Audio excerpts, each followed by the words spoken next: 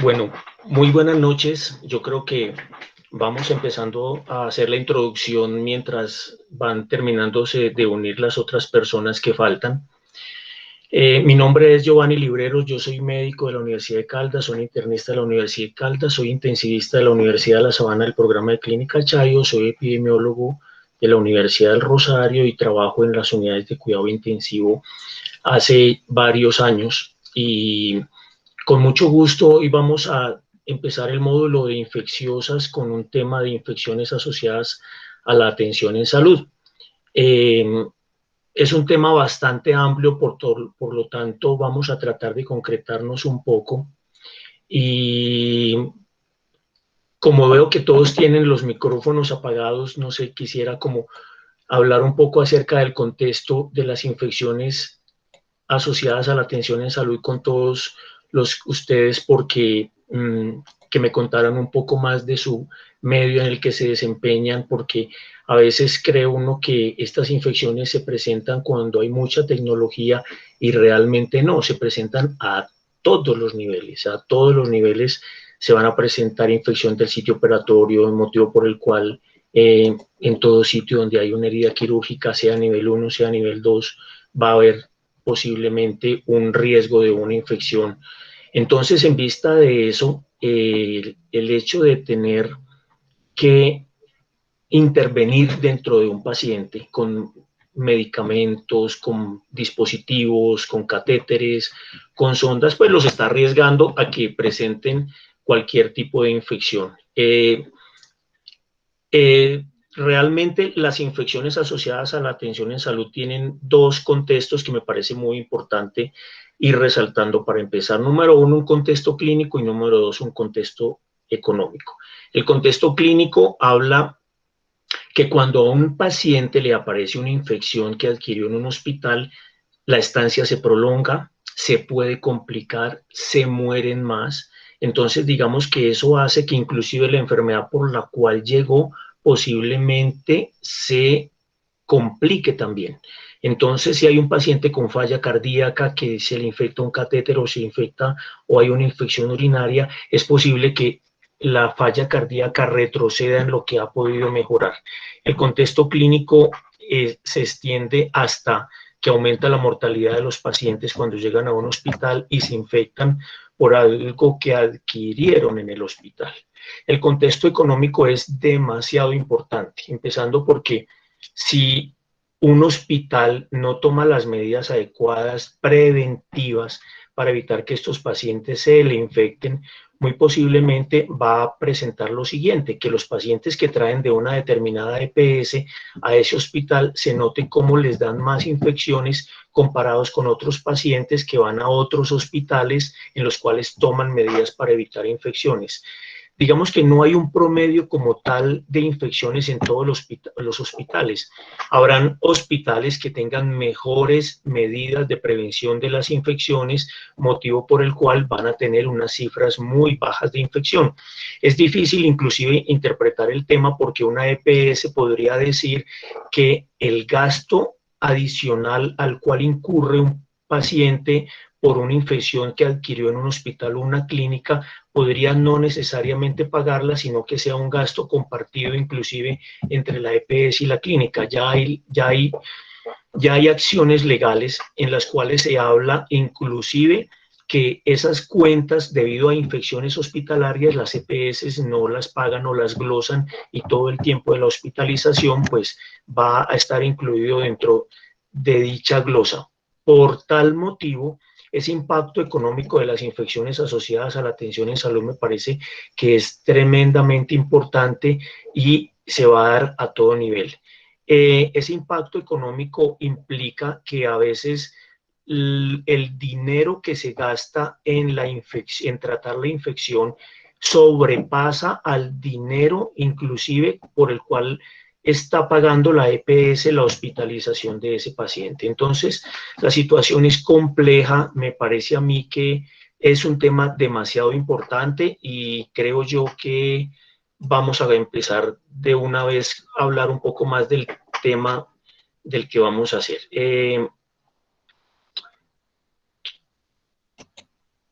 Voy a compartir.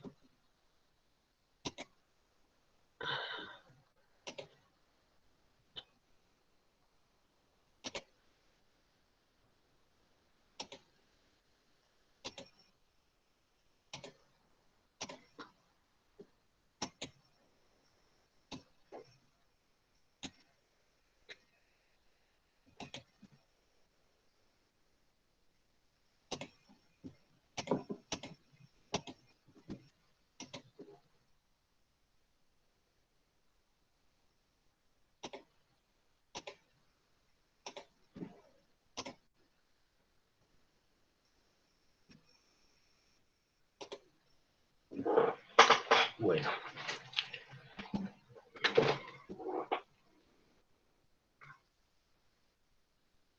Creo que ya se está compartiendo.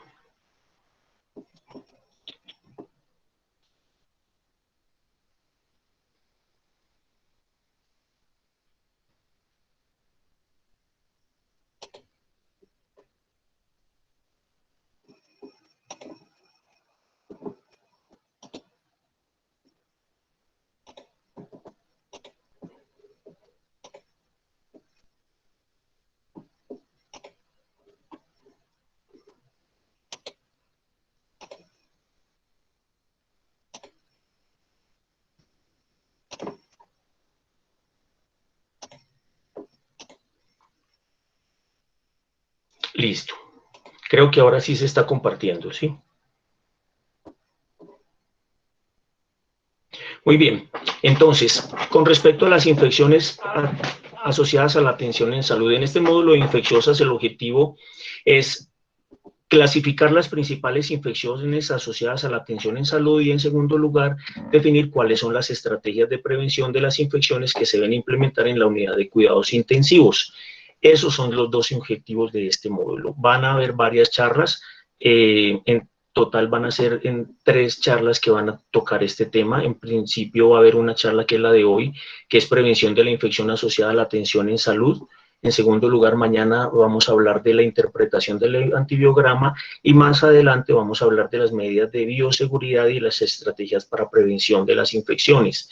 En el día de hoy, para hablar de la prevención de las infecciones asociadas a la atención en salud, vamos a hablar de las infecciones de vías urinarias, de las infecciones del torrente sanguíneo, de las infecciones del sitio operatorio, de las neumonías. Finalmente vamos a hacer un caso clínico y terminamos con las conclusiones. Con respecto a las infecciones del tracto urinario, es para resultarle algo muy puntual. En primer lugar, las infecciones sintomáticas del tracto urinario que están relacionadas con la presencia de sonda vesical son las que son determinadas como infecciones asociadas a la atención en salud. ¿Qué quiere decir eso? Que no hay un periodo mínimo de tiempo en que la sonda deba estar puesta para presentarse la infección, y en segundo lugar, si la sonda se ha retirado en las últimas 48 horas, también cumple los criterios para hablar que hay una infección asociada a este dispositivo.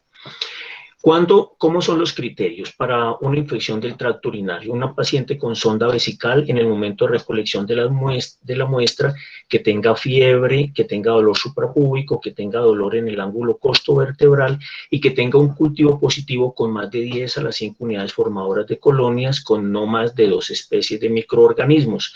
Ahora resumiremos los criterios porque es muy importante diferenciar si a estos pacientes requieren todo su urocultivo o necesariamente requieren que se haga un uroanálisis para determinar qué tan anormal es y determinar si hay un urocultivo, que es lo que sigue.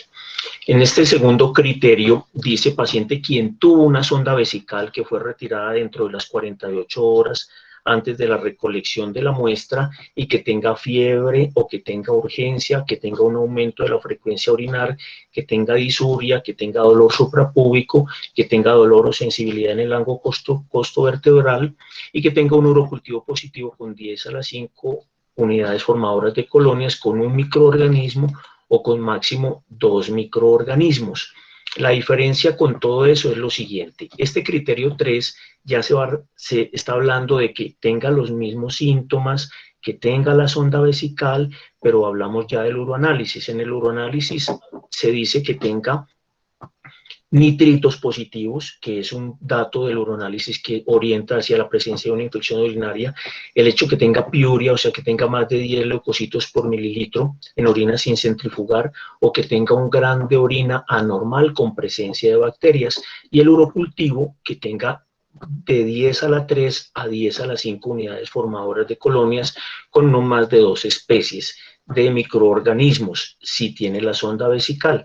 Lo mismo que si tuvo la sonda vesical y ya no la tiene y fue retirada en las últimas 48 horas, el paciente también se le puede diagnosticar una sonda vesical, una infección asociada a la sonda, que tenga fiebre, que tenga la urgencia, que tenga la frecuencia, que tenga la disuria, el dolor suprapúbico, que tenga un uroanálisis anormal con la presencia de nitritos, con la presencia de leucocituria, o que tenga un grano de orina anormal, y que el urocultivo también muestre que tenga 10 a la 3, a la 10, a la 5 unidades formadoras de colonias. Importantísimo que tengan cronología del momento que les estoy hablando.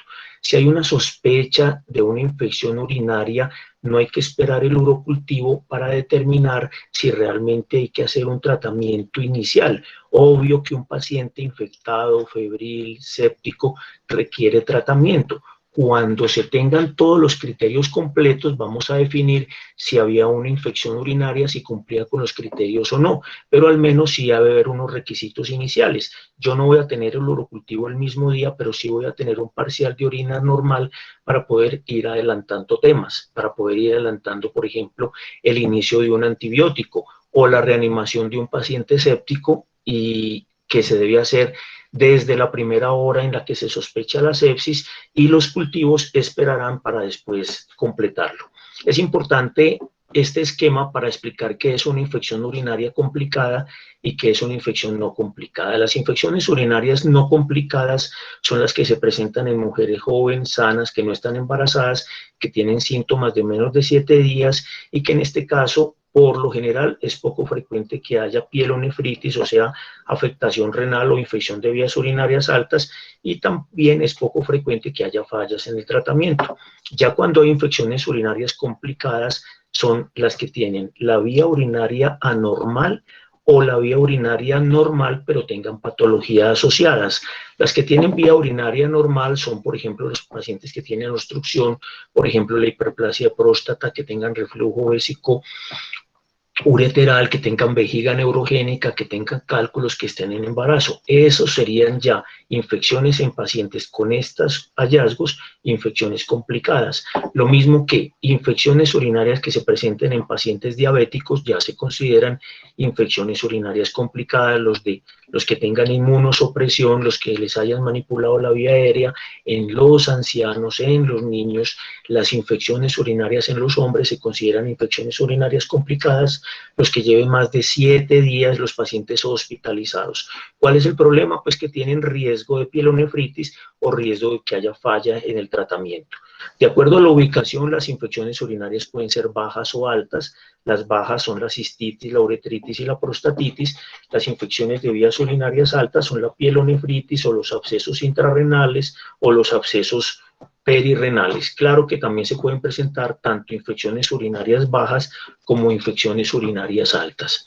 Entonces, cuando se adquieren en el hospital, datos importantes. En primer lugar, la E. coli en el 50% de los casos es el germen que la produce. Otros gérmenes que producen infección urinaria es el Enterobacter, la Pseudomonas, la Serratia, y otros gérmenes gram positivos como los enterococos, los streptococos y los estafilococos epidermidis. Cuando se piensa que puede haber una infección por cándida de la orina, cuando hay sondas de mucho tiempo, cuando hay instrumentación de la vía urinaria en pacientes diabéticos, en pacientes que reciban antibióticos o en pacientes con trasplante renal que se encuentren inmunosuprimidos. Las infecciones urinarias por estafilococo y salmonelas generalmente se pueden asociar con el inicio con el origen en una bacteremia y que pueden terminar siendo infecciones urinarias. El Corynebacterium urealítico es un crecimiento lento y generalmente son pacientes que tengan nefrostomías o sondas vesicales por mucho tiempo. Entonces, con respecto al sedimento urinario y a los hallazgos en el examen de orina, es muy importante resaltar los siguientes: la leucocituria o la piuria, que es la presencia de más de 5 leucocitos por campo en una orina centrifugada equivale a un más o menos 20 leucocitos por milímetro cúbico en una orina sin centrifugar. Es casi el 95% de los pacientes con infección urinaria lo presentan. ¿Quién puede tener leucocituria sin tener infección urinaria por bacterias? Muchos pacientes, por ejemplo, puede haber tuberculosis, puede haber prostatitis, puede haber pacientes con nefritis intersticial, puede haber pacientes con nefropatía por analgésicos, en los cuales va a haber leucocituria, no necesariamente tiene que ser una infección urinaria. Otro punto, los nitritos. Los nitritos, digamos que cuando son con tiras tienen alta sensibilidad, pero una baja especificidad. O sea que si hay un paciente que realmente tiene un nitritos negativos, pues realmente es poco probable que tenga una infección urinaria, sabiendo que casi todas las infecciones urinarias van a tener los nitritos positivos. ¿Cuáles no producen nitritos? La pseudomonas, los acinetobacter, las cándidas, motivo por el cual pues no es de esperarse que se presenten en estos pacientes. Los cilindros leucocitarios quieren decir de que los leucocitos vienen de la parte alta y están relacionados más con pielonefritis porque esos cilindros vienen de los túbulos.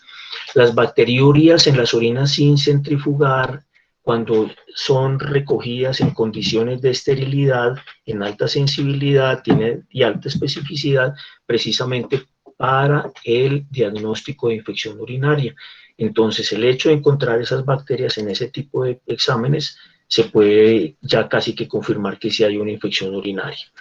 Bueno, cuando se habla de los urocultivos, en los urocultivos es importante si el paciente es asintomático o si el paciente es sintomático. En urocultivo en un paciente asintomático se considera que es más de 10 a las 5 unidades formadoras de colonias para sospechar una infección urinaria, y en hombres más de 10 a las 4 unidades formadoras de colonias para cumplir los criterios de infección urinaria. Cuando se habla de bacteriuria asintomática, se recomienda que sean 2 urocultivos diferentes los que se toman para poder llegar al diagnóstico.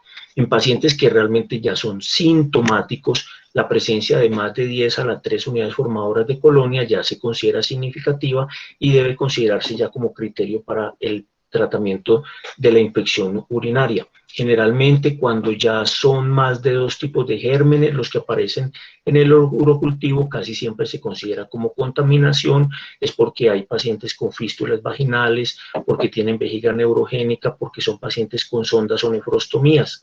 Cuando hay un paciente que tiene, por ejemplo, mujer con infección urinaria no complicada, realmente no se requiere urocultivo. En este caso se trata asintomático de la manera como normalmente se hace en un servicio de urgencias. Es muy importante para hablar de las infecciones urinarias realmente, y para concluir este tema de las infecciones urinarias, que no es una infección urinaria que se diagnostica frecuentemente en las unidades de cuidado intensivo.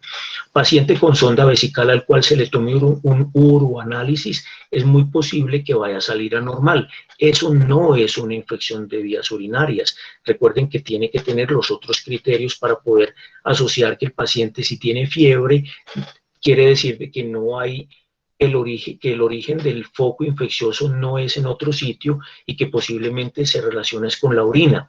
El hecho de que haya levaduras en un examen de orina no indica que es una infección por cándida. Lo que hay que hacer es cambie la sonda, no le haga tratamiento. Lo otro es que en un uroanálisis tomado sin sonda aparezca leucocituria, sobre todo en las mujeres. Eso no es una infección urinaria. Entonces, digamos que si se toma también el cuarto punto, si se encuentra un germen y los urocultivos salen positivos, como van a salir muy frecuentemente los pacientes que tienen sonda vesical, pues en ese caso no va a ser diagnóstico de infección urinaria. Entonces, para ir concluyendo, datos importantes: paciente con fiebre en la unidad de cuidados intensivos, el tomar múltiples cultivos para estudio de la fiebre no se recomienda. Debería de tomarse la muestra cuando se sospeche realmente ese tipo de infección.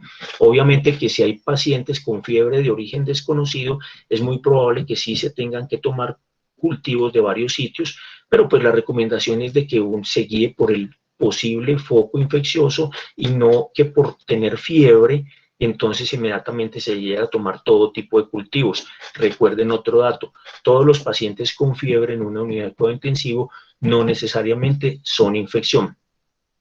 Bueno, en segundo punto vamos a hablar de la infección del torrente sanguíneo. La infección del torrente sanguíneo inicialmente, para hablar de eso, existen estos criterios. Obtener un patógeno reconocido en uno o más hemocultivos, número uno, y que el organismo cultivado de la sangre no se relaciona con infección en otro sitio. Si, por ejemplo, hay un paciente que tenga infección urinaria y aparece el germen de la infección urinaria en el hemocultivo, es muy probablemente que ese paciente tenga bacteremia asociada a esa infección urinaria. Pero si el germen aparece en la sangre y no tiene ningún otro foco infeccioso, posiblemente es una infección del torrente sanguíneo confirmada por laboratorio. Paciente con segundo criterio, el paciente que tenga fiebre, que tenga escalofrío, que tenga hipotensión y que tenga gérmenes identificados en la sangre, muy posiblemente va a cumplir con los criterios para confirmar de que sea una infección del torrente sanguíneo. Importante, los gérmenes que generan este tipo de infecciones, los estafilococos, la E. coli, la Klebsiella, las pseudomonas, la cándida, los enterococos. Otros gérmenes que pueden considerarse como contaminantes de la piel son los difteroides, los corinebacterios, en los cuales generalmente lo que hay que hacer es dejar en duda de realmente si estos son los gérmenes causantes de las infecciones. Por ejemplo, cuando aparecen estreptococos del grupo Viridians, obviamente que el contexto clínico es importantísimo para poder tener el diagnóstico de que un tipo de germen de estos sea el que esté causando las infecciones. Cuando se habla de una infección del torrente sanguíneo asociada a un catéter central, entonces se debe cumplir con los criterios que ya habíamos mencionado, o sea, del torrente sanguíneo, y que el paciente tenga un catéter central en el momento o antecedente de haberlo tenido en las 48 previas. ¿Cuánto tiempo debe tener un catéter central puesto para poder asociar a que hay una infección por ese catéter? No hay un tiempo determinado. No hay un tiempo determinado, lo único que se dice es que tenga el catéter puesto o que se le haya retirado en las últimas 48 horas para pensar y para sospechar que hay una infección del torrente sanguíneo. Recuerden qué es lo que se está definiendo como un catéter central.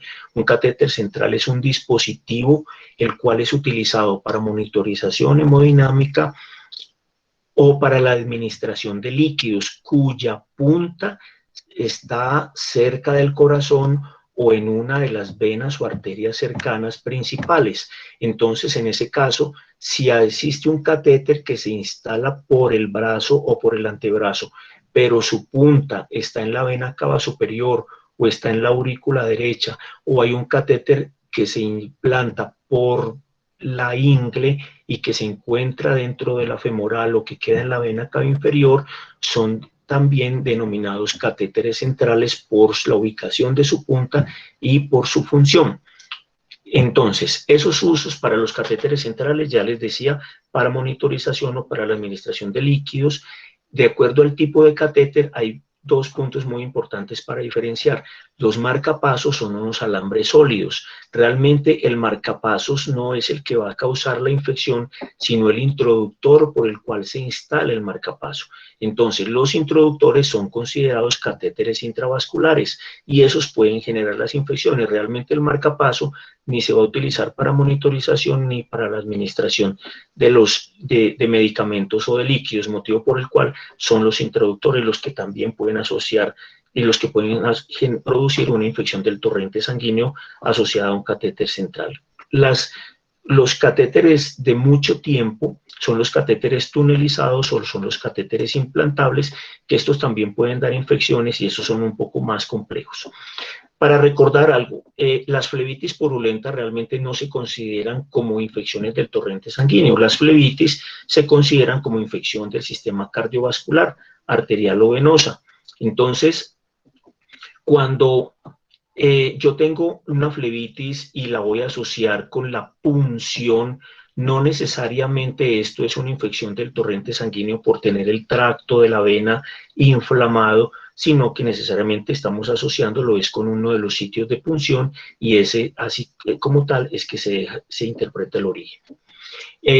Las infecciones del torrente sanguíneo también se presentan en los catéteres umbilicales cuando son canalizados tanto en las venas como en las arterias. Y recuerden que los catéteres no tienen un tiempo determinado para estar asociados con infecciones a catéter central.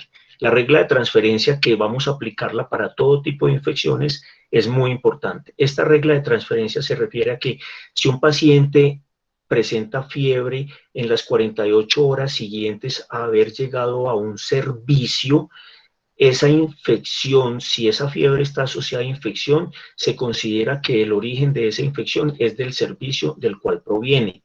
Entonces, la regla de transferencia es que los episodios infecciosos en las primeras 48 horas, por ejemplo, después de trasladar un paciente de la UCI a piso, si se presenta la infección en esas 48 horas, esa infección es atribuida al servicio de origen, o sea, a la unidad de cuidado intensivo. Para resumir y para resaltar de las infecciones del torrente sanguíneo, que es muy importante. Recuerden los criterios para hablar de una bacteremia por gérmenes gram positivos. Que haya 2 de 3 hemocultivos positivos para el mismo germen y que hayan sido positivos antes de las primeras 24 horas. Entonces, para gérmenes gram positivos, 2 de 3 hemocultivos positivos antes de las primeras 24 horas de cultivarse. ¿Cuándo se interpreta como bacteremia para gram negativos? Cuando haya 1 de 3 hemocultivos positivos en cualquier momento. Entonces, si aparece un coco gram positivo cultivado después de 3, 4 o 5 días de estar los hemocultivos en proceso de cultivo, lo más probable es que ese coco gram positivo sea una contaminación y no el causante de la infección. Recuerden que generalmente los cocos gram positivos crecen en las primeras 24 horas. Ahora, si se tiene la norma de cultivar todo catéter que se retira, muy probablemente van a aparecer muchos microbios en los cultivos. Esto no indica que los pacientes tengan infección. En ese caso, tampoco se debe considerar como infección del torrente sanguíneo cada vez que se retira un catéter y que se tiene esa costumbre y cultivarlo y que aparezcan gérmenes en ese momento. Muy bien. Para hablar de infección del sitio quirúrgico es muy importante describir cuál es el sitio quirúrgico, qué es un procedimiento quirúrgico. Recuerden que se tienen muchos requisitos para hablar de ese procedimiento quirúrgico. Entonces, es un hecho, es el procedimiento que se hace en un paciente hospitalizado o que viene de la calle, que tiene lugar durante una operación definida, con un solo ingreso a la sala de cirugía, donde el cirujano hace al menos una incisión y que finalmente cierra la incisión en el mismo acto quirúrgico antes que el paciente salga de la cirugía. Los pacientes internos son los pacientes en los cuales la fecha de admisión y la fecha de egreso son diferentes. Los pacientes ambulatorios, pues son los pacientes que ingresan y salen el mismo día. Recuerden que cuando hay implantes, las fechas para definir una infección del sitio quirúrgico son diferentes. Les voy a comentar ahora. ¿Qué es un implante? Es un objeto no derivado humano, material o tejido que es puesto permanentemente en un paciente durante un procedimiento quirúrgico. Por ejemplo, un dispositivo es un marcapasos. Eso, digamos que altera un poco los tiempos para hablar de infección de ese sitio. Los trasplantes son los trasplantes de órganos y esos también pueden tener unas infecciones diferentes. Bueno, cuando hablamos de las infecciones del sitio de incisión superficial, estamos hablando de algo muy importante, que lo que está infectado es la piel y el tejido subcutáneo del sitio de la infección. Número 1. Segundo, que se presente en los 30 días posteriores al procedimiento quirúrgico. 30 días posteriores se requiere la monitorización de los pacientes a los cuales se les realiza cirugía para definir si ya están presentando una infección del sitio operatorio.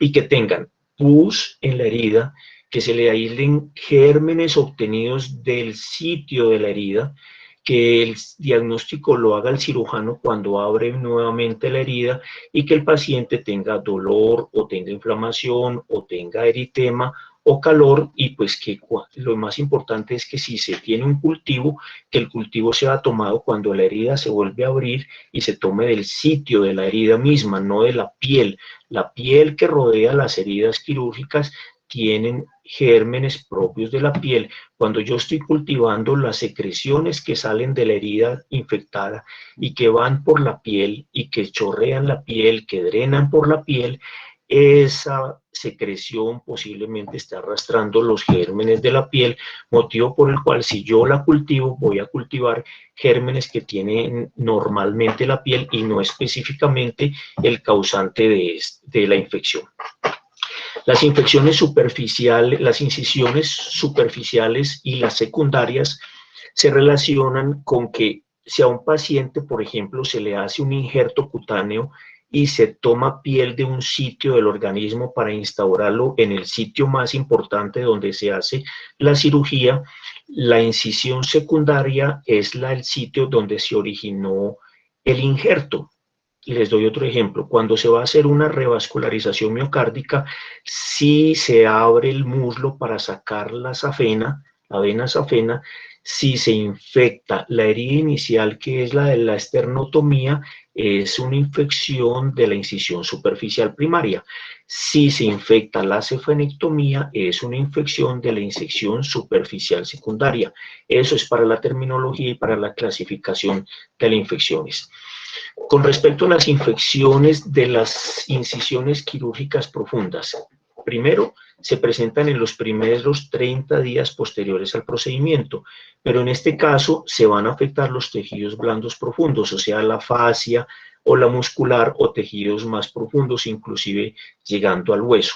En este caso ya se habla de infección del sitio operatorio profunda. Si realmente ocurre en los primeros 30 días o si aparece en el primer año después de tener un dispositivo o un implante, también se va a considerar una infección relacionada con la cirugía que se realizó para el implante del dispositivo. Adicionalmente, que tenga drenaje purulento de la incisión, que se encuentren signos inflamatorios, que se evidencie el absceso por patología, porque la muestra la sacó el cirujano o porque el radiólogo identifique el absceso, o en los sitios profundos, como por ejemplo en las esternotomías, que haya una dehiscencia de la herida o que cuando la abra el cirujano encuentre pus en sitios profundos. Eso ya es criterios para diagnosticar una infección de sitio profundo. Lo otro es que haya dolor, sensibilidad en ese sitio y que tenga fiebre para cumplir los criterios. Entonces, cuando hay una herida por arma blanca, realmente lo que se presenta no es una infección del sitio operatorio ni nada, sino que es una infección de la piel o de los tejidos blandos. No se clasifica como incisión quirúrgica, sino infección de la piel o de los tejidos blandos.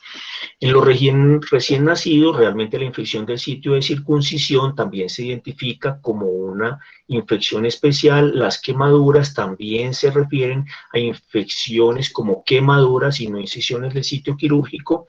Y cuando se afecta la fascia y los grupos musculares, recuerde que ahí sí se debe mencionar como una incisión, una infección del sitio quirúrgico de infección profunda.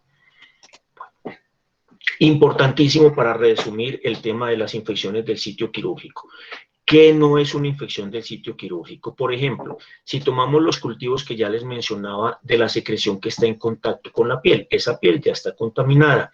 Les doy otro ejemplo de qué no es infección del sitio quirúrgico, que es muy frecuentemente diagnosticada. Los pacientes a los que se les hace cirugía de corazón, si se les hace una tomografía, es frecuente que tengan una colección retroesternal con gas luego de la cirugía de corazón sin ser mediastinitis, motivo por el cual esto confunde mucho y realmente la TAC no es una de las herramientas principales para el diagnóstico de infecciones profundas en la cirugía del corazón.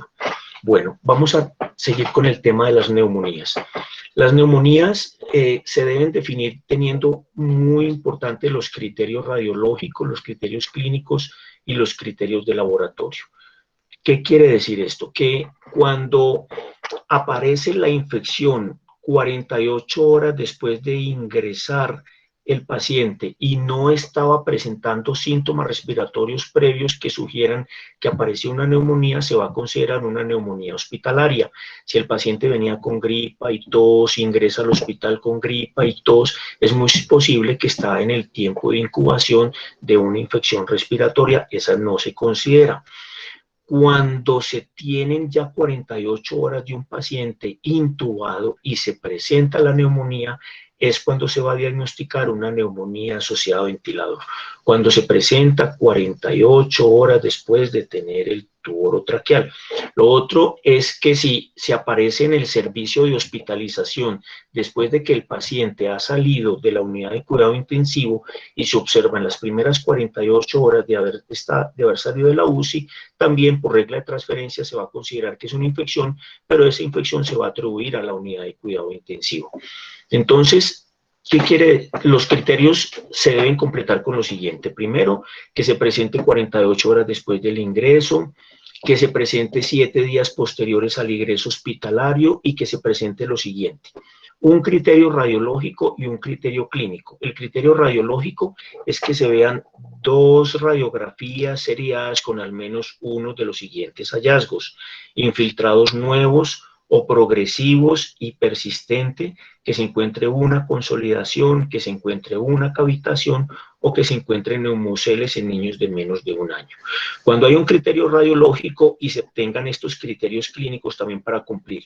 Criterio 1, presencia de al menos uno de los siguientes: que haya fiebre, que haya leucopenia o leucocitosis, o que haya un estado mental alterado para los mayores de 70 años y que se presente al menos 2 criterios de los siguientes: esputo purulento, empeoramiento de la tos, empeoramiento de la disnea, que aparezcan estertores o ruidos respiratorios como roncos muy frecuentes, o que empiece a haber deterioro de la oxigenación, unido a la presencia de fiebre y unido a que en 2 radiografías diferentes aparecieron infiltrados, estamos frente a una neumonía que posiblemente adquirió dentro del hospital.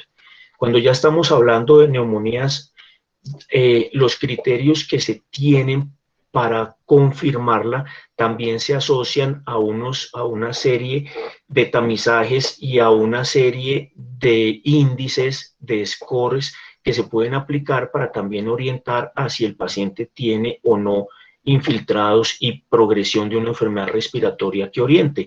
En ese caso es el índice del CEPIS, que así denominado también se puede aplicar como para tratar de llegar al diagnóstico. Estamos buscando gérmenes u hongos filamentosos, patógenos, que puedan generar el origen de la neumonía. Vamos a resumir lo siguiente: si tiene un criterio radiológico, con un criterio clínico y con un criterio de laboratorio, como los que ya habíamos visto, debemos tener otros hallazgos, como por ejemplo, el hecho de que tenga los hallazgos de laboratorio, que tenga la alteración del esputo, el empeoramiento de la disnea y estos criterios. Por ejemplo, hemocultivo positivo no relacionado con otra fuente de infección, estamos determinando que posiblemente ese hemocultivo se relaciona con la neumonía. Otro dato: cultivo positivo de líquido pleural. El líquido pleural es estéril, no debe tener gérmenes. Si aparece un germen cultivado en el líquido pleural, pues estamos hablando de que hay un tipo de infección en ese sitio. Cuando se aparece un cultivo cuantitativo, pero de un lavado broncoalveolar, o sea, del tracto respiratorio bajo, entonces podemos estar definiendo que sí hay una infección de ese sitio. Entonces, cuando nosotros tenemos una muestra de histopatología que pueda mostrar la presencia del absceso, que se cultive el tejido extraído por un lavado broncoalveolar o por una biopsia pulmonar y que en ese sitio aparezca, por ejemplo, las hifas o las pseudohifas, ahí sí vamos avanzando en diagnósticos de neumonías por hongos, por ejemplo, o por un germen específico, pero realmente para resaltarles que tiene que haber una muestra mínimamente contaminada del tracto respiratorio bajo, lo que quiere decir que se debe tomar con un cepillado protegido o con un lavado broncoalveolar para poder tener eso. Las neumonías por virus, por clamidias, por micoplasmas también requieren de una determinada criterio como los que ya habíamos visto. Adicionalmente, encontrar, por ejemplo, el cultivo de clamidias o la detección de los antígenos, los anticuerpos para encontrar algún tipo de virus, o posiblemente para legionelas o para algún otro tipo de adenovirus, y realmente hay unas pruebas serológicas especiales para encontrar el origen de estas neumonías virales como ahora que están de moda. Bueno, cuando los pacientes están inmunosuprimidos, entonces los criterios radiológicos y de los laboratorios y clínicos se van a cumplir más o menos parecidos. Si aparece un infiltrado nuevo, si hay una consolidación, si hay una cavitación, si el paciente tiene fiebre, si tiene alteración de la conciencia, o si tiene un esputo purulento, o si el paciente empeora la oxigenación, o empeora la disnea, o aparecen ruidos respiratorios, entonces el hecho de tener un hemocultivo positivo, por ejemplo, para cándida, implica que muy probablemente el paciente tenga una neumonía por cándida, o el paciente en el que se le evidencien hongos o neumocistis en una muestra de un lavado broncoalveolar que se toma a través de un microscópico directo o un cultivo para hongos, ya en estos pacientes inmunocomprometidos vamos a determinar que es una neumonía para hongos. Ahora, si en un paciente que no tenga, solamente se va a requerir una placa de tórax y no 2 radiografías de tórax en pacientes inmunocomprometidos que no tengan SDRA, que no tengan patología cardíaca, que no tengan patología pulmonar, que pueda mostrar infiltrados que aparezcan y confundan. En esos casos, el hecho de estar inmunocomprometidos ya es un factor de riesgo para que le haya mayor frecuente aparición de neumonías. En ese caso, con una sola radiografía, con estos hallazgos más los otros criterios, pues es importante porque ya podemos diagnosticar una neumonía hospitalaria en un paciente inmunocomprometido. Cosas muy importantes para tener en cuenta que no es neumonía y que no cumple con los criterios. Primero, infiltrados en una radiografía de tórax que no cumplan con el proceso radiológico normal como aparece una neumonía. ¿Qué implica que aparezca la neumonía? Primero, que los alvéolos se llenan de un líquido inflamatorio, se llenan de pus originado por la infección de un germen. Esos alvéolos se van uniendo unos con otros para formar una imagen en una radiografía en la cual aparece el infiltrado alveolar. Con la evolución del tiempo se va a ver que los infiltrados alveolares coalescen, o sea, se van juntando unos con otros y finalmente van a consolidar. La consolidación es la imagen un poco más parecida a la comparación con el parénquima hepático, en el cual el pulmón se vuelve casi sólido y en la imagen de las radiografías empiezan a aparecer las imágenes de los bronquios libres de infiltrado, motivo por el cual esto se llama el broncograma aéreo. Pero lo que normalmente ocurre es que el proceso radiológico para diagnosticar la neumonía siempre es el mismo, infiltrados alveolares que coalescen y luego consolidan. Importantísimo, una neumonía no desaparece de un día para otro. Si un paciente le están diagnosticando neumonía y con la terapia respiratoria desapareció esa imagen y al otro día ya no está en la placa de tórax, eso era una telectasia muy posiblemente o era otro tipo de lesiones que no precisamente es una neumonía que le va a desaparecer de un momento al otro.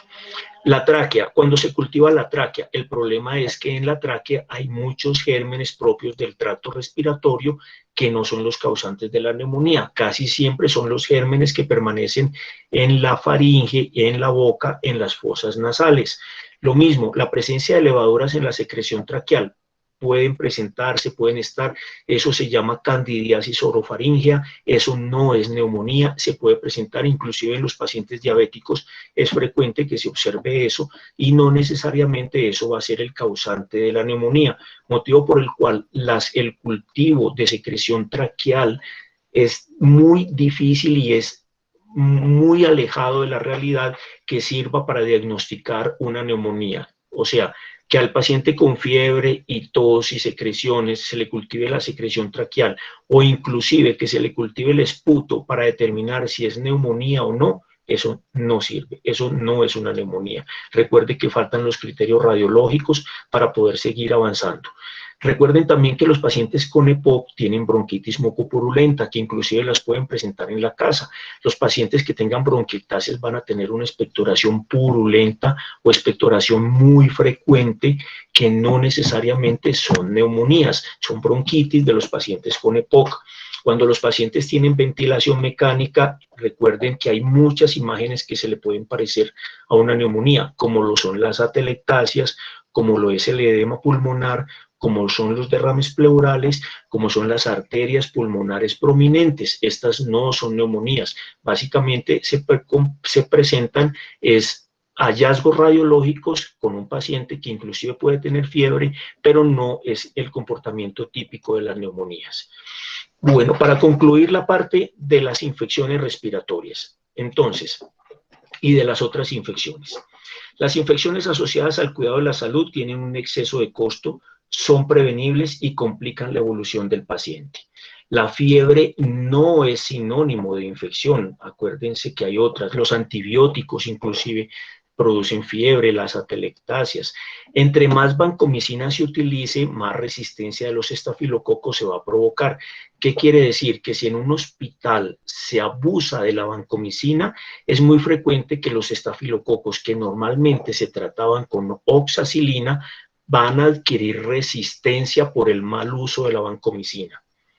Segundo mal uso, entre más meropenem se utilice, más Acinetobacter baumannii se van a conseguir, debido a que se selecciona la flora del organismo de los pacientes, de los quienes están hospitalizados, que ya están enfermos y que ya están inmunosuprimidos y muy posiblemente van a presentar más frecuentemente el baumannii. Tercer dato importante, entre más cefepime se utilice en un hospital, más pseudomonas se va a conseguir por la presión de la resistencia generada por el cefepime. Bueno, para resumir lo que hemos conversado hasta el momento. Recuerden que con las infecciones urinarias se debe pasar una revista de sondas. Recuerden, hay que pasar, a veces en la revista médica se olvida. Ese es un punto muy importante que en la revista se tenga en cuenta. Retire sondas. Si ya no se necesitan, retire sondas frecuentemente, pero es algo que diariamente se debe estar evaluando. Segundo, descarte contaminados y colonizados. No todos los urocultivos que se tomen van a ser positivos y van a asociarse con infección urinaria. Cuando aparezcan infecciones del torrente sanguíneo o se sospeche, recuerde que hay que descartar hemocultivos contaminados, o sea, por ejemplo, cuando aparece el coco gram positivo 3 o 4 días después de estarse cultivando. Las infecciones del sitio operatorio, recuerde, no cultive gérmenes que están en la piel. Realmente la fuente y el sitio para el cultivo debe ser profundo dentro de la infección. Recuérdelo en las infecciones del tracto respiratorio. Contaminados, ojo con la secreción, ojo con los cultivos de esputo, ojo con los cultivos de secreción traqueal a todo paciente que haga fiebre.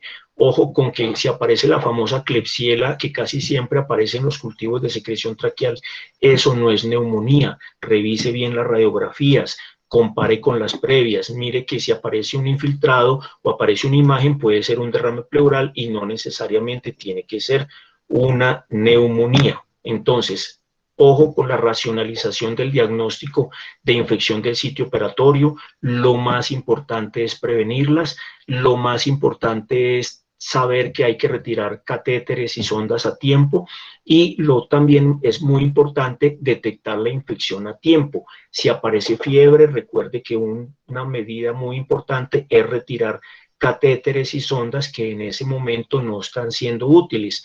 Es posible que si aparezca un pico febril de una sola hora, es el aviso, es la alarma para que retire catéteres, no necesariamente que los tenga que cultivar en ese momento, sino que es el aviso para que retire catéteres. Es muy probable que esa sea la alarma para que le quite las invasiones al paciente y evite eso.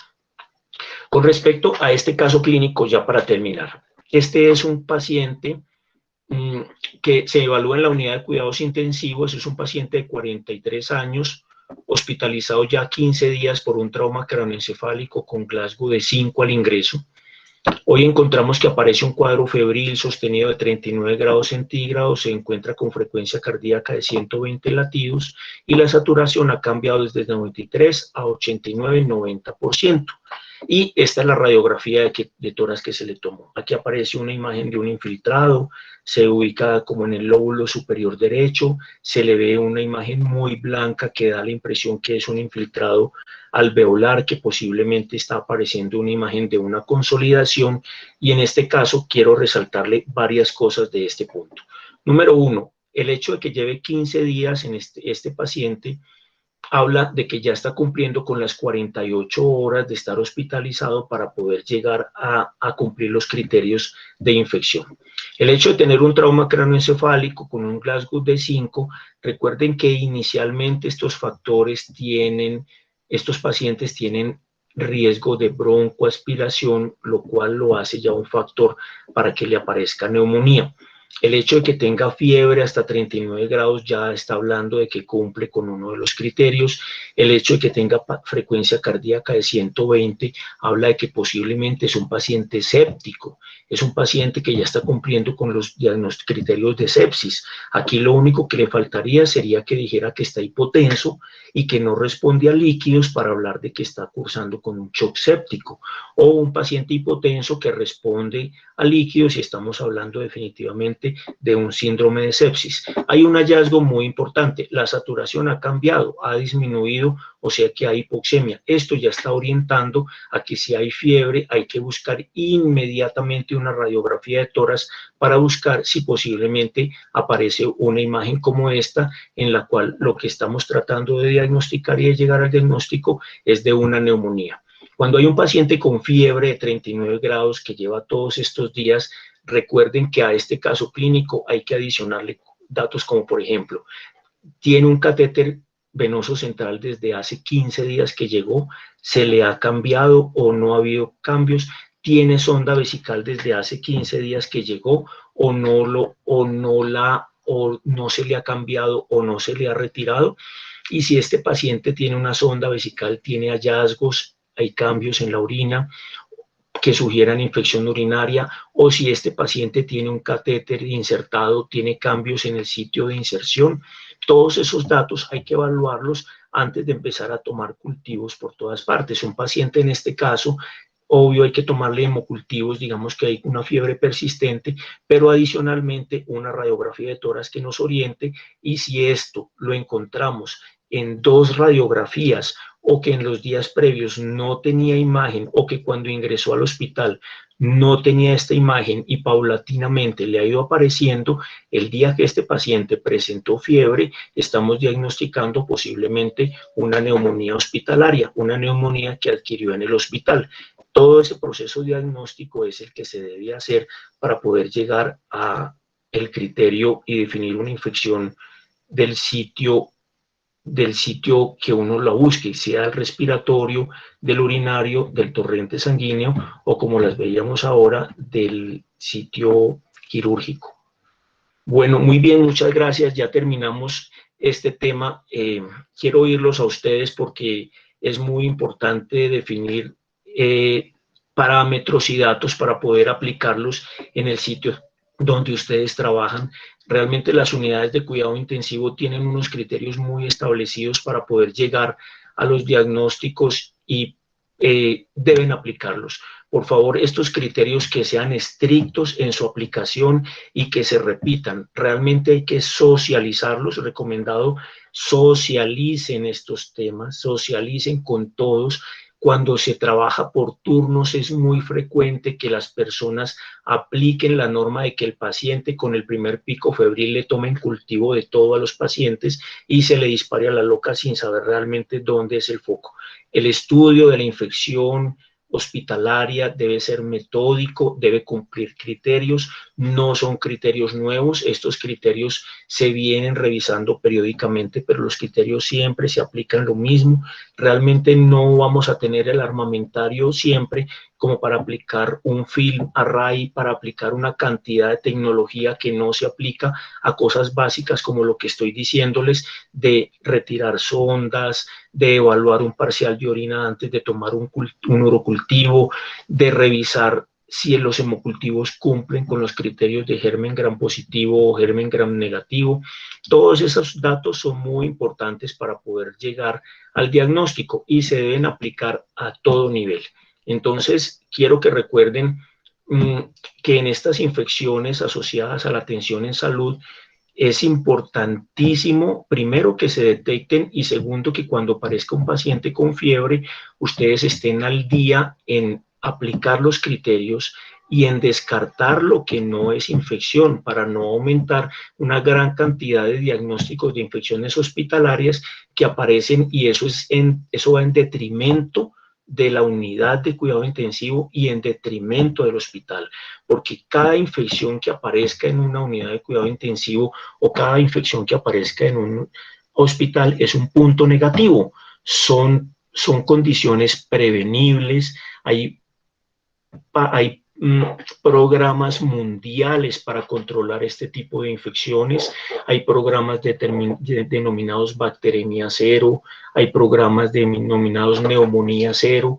Todos esos programas mundiales son diseñados para que se eviten esos sobrediagnósticos de infecciones por toda parte y también para que se tengan en cuenta las medidas preventivas.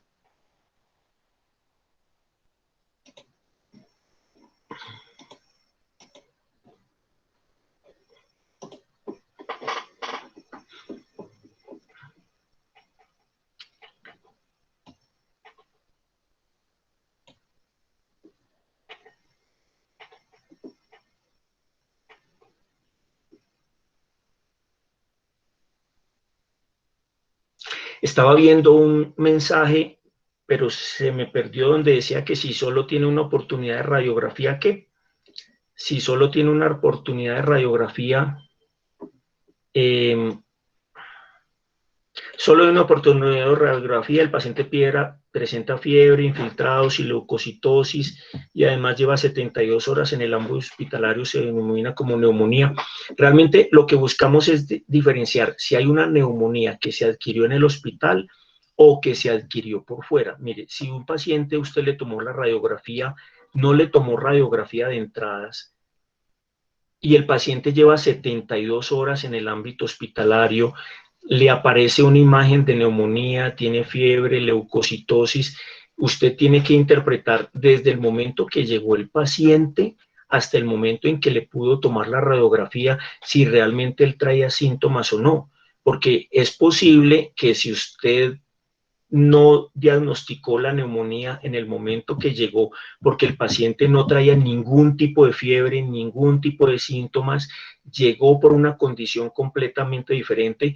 Claro que sí, eso es una neumonía que adquirió en el hospital, pero mire que tiene que haber varios datos. Por ejemplo, lo de la segunda radiografía es importante porque no sabemos cómo llegó el paciente. Si el paciente llevaba 3 días en el hospital y nunca se le tomó neumonía, pero si nunca tenía fiebre, nunca tenía desaturación, nunca tenía síntomas respiratorios, si le aparecen síntomas respiratorios al paciente, claro que hay que sospechar que hay una infección respiratoria que se adquirió en el sitio. En ese caso, la neumonía va como diagnóstico, claro que sí. Ahora, lo de las 2 radiografías se refiere también a pacientes que están intubados en la unidad de cuidado intensivo. Recuerden que aparecen muchas imágenes que pueden confundir con neumonía. Mire que puede aparecer las atelectasias, que son las neumonías entre comillas más frecuentes, y el hecho de hacerle terapia respiratoria a los pacientes, el hecho de hacerle cambios en la ventilación mecánica, el hecho de mejorar la ventilación, permiten que esos datos y esos hallazgos puedan cambiar, motivo por el cual, pues obviamente que la recomendación de que hacerle seguimiento radiológico y hacer comparación de una radiografía con otra es muy importante para poder llegar al diagnóstico de la neumonía dentro de una unidad de cuidado intensivo.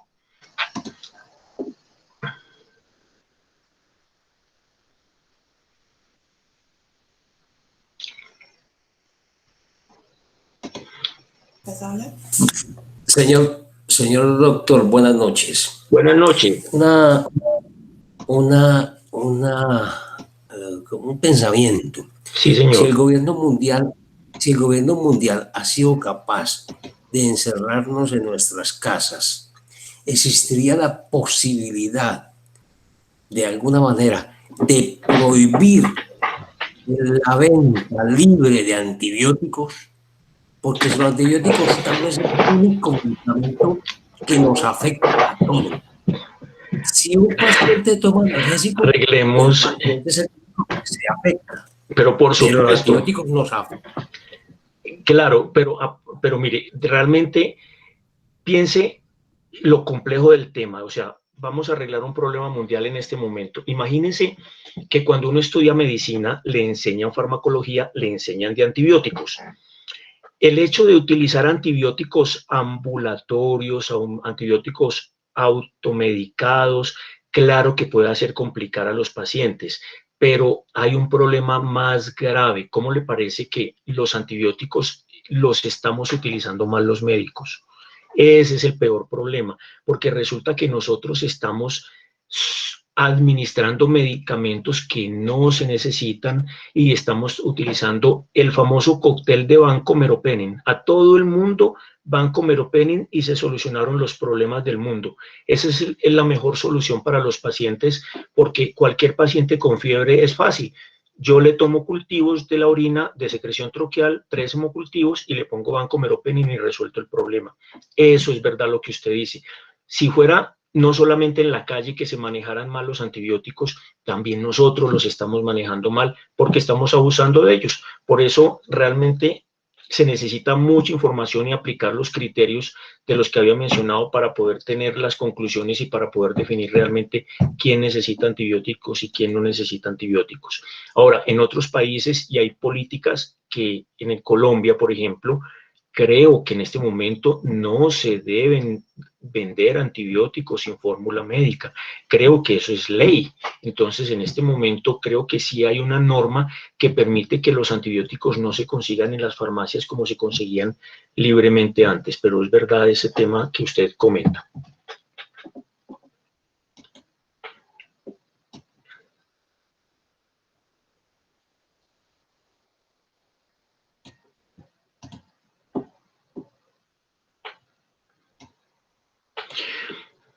Bueno, creo que aquí hay otra comentario. Dice, buenas noches, los criterios de diagnóstico de neumonía presentados son exclusivos de la población hospitalaria, porque en la práctica de nivel 1 las neumonías se diagnostican por síntomas, fiebre y examen físico.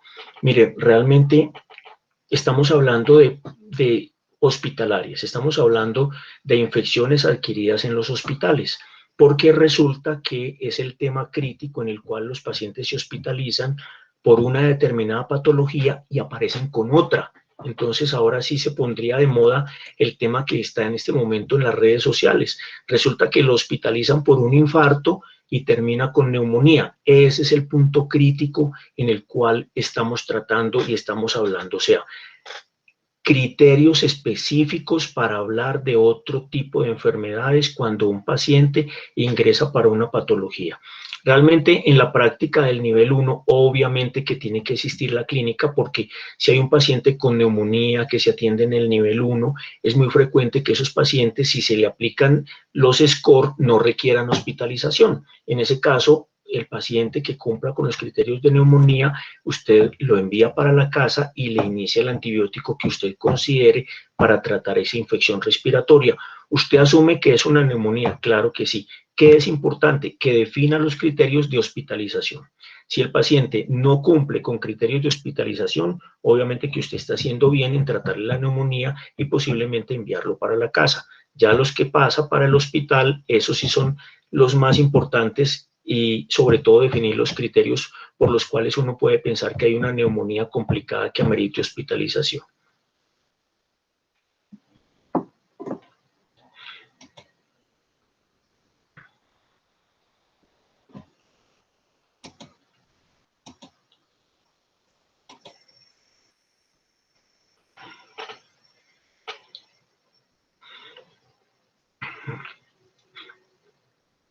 Bueno, muchas gracias. Muy amables, creo que terminamos por el día de hoy. Mañana continuamos con el tema de antibióticos para hablar del antibiograma. Muchas gracias. Que estén bien. Feliz noche.